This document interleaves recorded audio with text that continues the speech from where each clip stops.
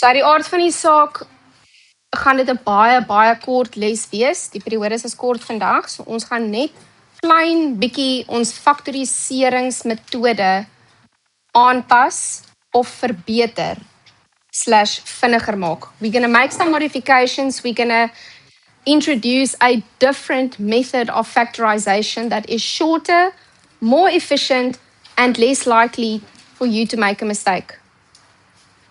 So van laasweek sal julle onthou, het ons gepraat, of die vorige les, het ons gepraat oor die feit dat ons die saamgestelde getalle gaan priem faktoriseer. Hierdie het ek net gekopie en paste van laasweek se les. Okay, we prime factorized 4 and 16, and then we wrote everything in expanded notation. But this is a very cumbersome method. So dit vat lank. Wat as ek vir jou regtig 'n groot getalle gee of hoë magte van veranderlik is? Dan gaan jy heeldag staan en uitskryf. Dis mos nou stupid. Ons is slimmer as dit.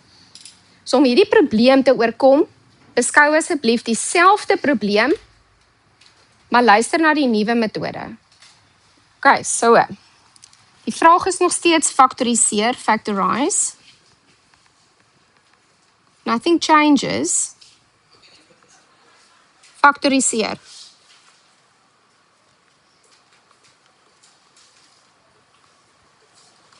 Nou wie van julle kan vir my sê, ek bedoel dit staan eintlik daar reeds, maar jou eerste stap gaan altyd wees, vind die grootste gemeene faktor tussen hierdie twee terme. Find the highest common factor between these two terms. Now, this is exactly what we did last week. Ons het gesê tussen die 16 en die 4, we look at the coefficients. The highest common factor between 4 and 16 is 4. Dit is 4. Dis die grootste faktor wat in albei syfers kan indeel. Dan kyk jy na jou x'e. So ons het, nou het ek die verkeerde kleure gebruik, maar whatever. X kwadraat en x, gaan ons die x kwadraat gebruik of gaan ons die x gebruik? Net die x, baie mooi. So albei van hulle bevat minstens 1 x. So we choose the lowest exponent of them both. That's x to the power of 1. Likewise, for y to the power of 3 and y squared, what is your lowest exponent, smallest exponent? 2, baie goed. Okay, nou moet julle gou vir my weer verder kyk. Ek gaan weer 'n hakkie oopmaak. Kan julle onthou ons het gesê jy maak 'n nuwe hakkie. Daar was nie 'n hakkie nie. Ons sit nou die goed in hakkies. Ons gaan van 2 terme en ons maak dit 1 term. Ons gaan dit nou weer doen. Nou ek weet julle skryf neer en julle het nou nie 'n iPad voor julle nie. However, let net gou op dat ek copy en paste die volledige 2 terme wat daar bo staan.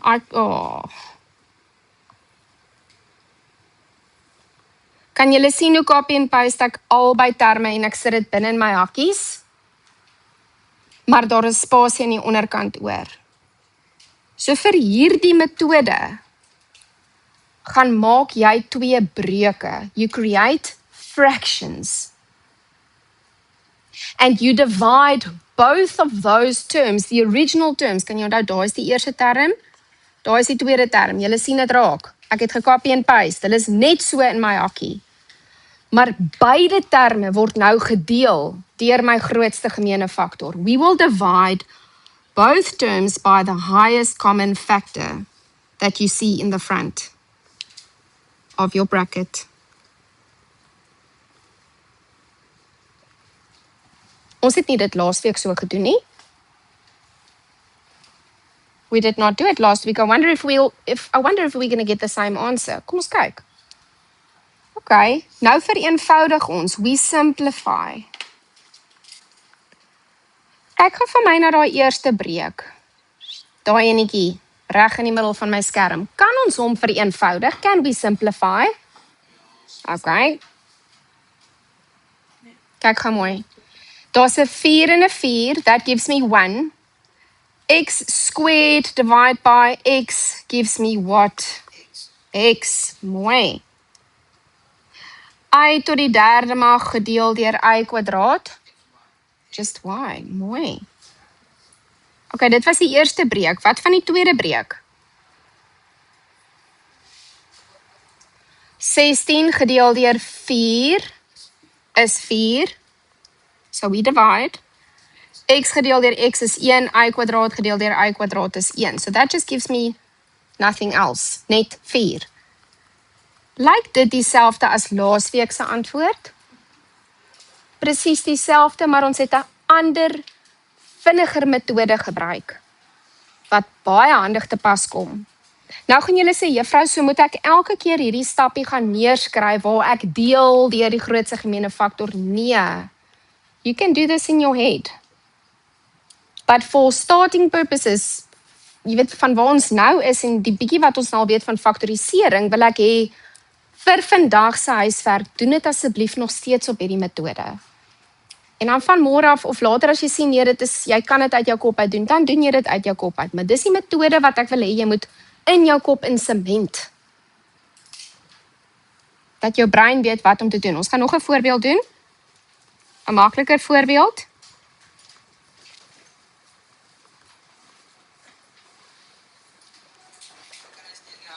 Julle kan hom alleen probeer. So hier staan faktoriseer, of die opdrag is weer faktoriseer, factorize. You can try this one on your own. Remember that you start by identifying your highest common factor. Jy begin deur jou grootste gemene faktor te identifiseer.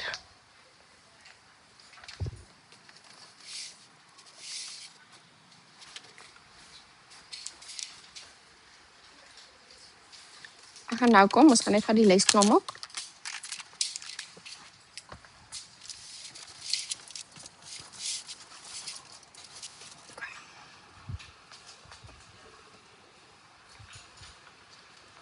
Wat is die grootste gemene faktor?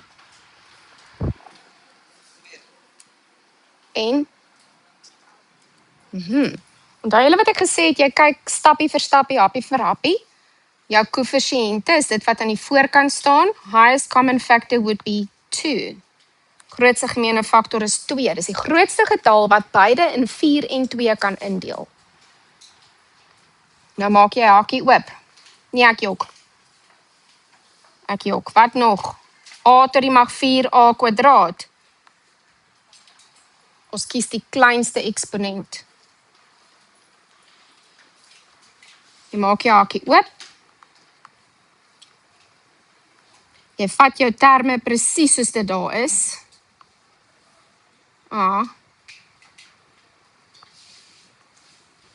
Okay, copy paste. En dan deel ons met wat? Ons deel met die grootste gemene faktor. This is an optional step, maar dit help vir ons om die basiese beginsels vas te lê in ons brein. Basic principles. Nou vereenvoudig jy.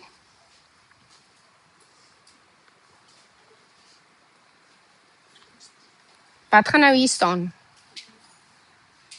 Hoekom staan daar nie niks nie? Hoekom is daar 'n 1 en nie niks nie? Ja, wel, as jy kyk na hierdie breek, it's exactly the same top and bottom. Jou noemer en jou teller is presies dieselfde. Your numerator and your denominator is exactly the same. Dit is soos om te sê, wat is 50 gedeel deur homself? Dis 1. Wat is 1006x kwadraat y gedeel deur 1006x kwadraat y? I mean, I'm making things up, but if the top and the bottom looks exactly the same, the answer will always be 1. So dit is nie dat daar niks is nie, daar is 'n 1, want jy deel met homself. Ja? Het jy nie verstaan nie? Ek verstaan. Mooi. So hierdie is absoluut, oepsie. Waar is dit nou? Nee man. Dit is absoluut 'n opsionele stap. I'm going to show you. This step is completely optional. You do not have to show this step. Maar as jy nog sukkel om dit te verstaan, sukkel om by die antwoord uit te kom, doen dit totdat jou brein later weet wat om van self te doen. But technically, we only show the final answer. Ons gaan nog een laaste enetjie doen.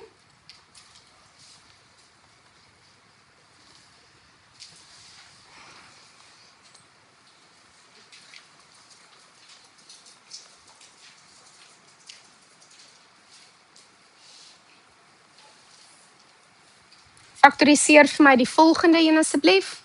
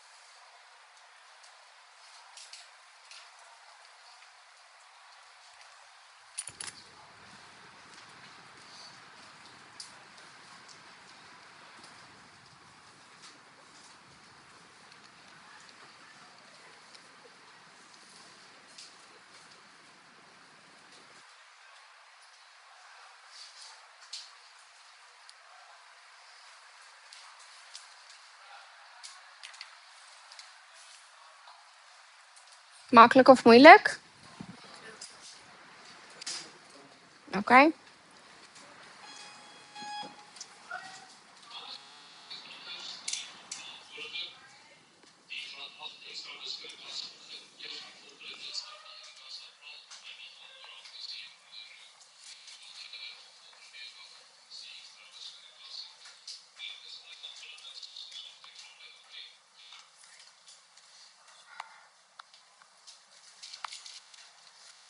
Ons gaan net gou vinnig hierdie antwoord neerskryf. I'm not gonna show the extra step. Ek sal as jy wil hê ek moet, maar ek dink julle weet hoe om dit te doen.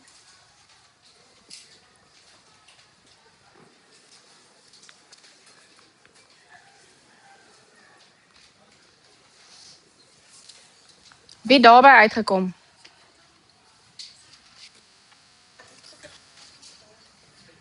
Mooi.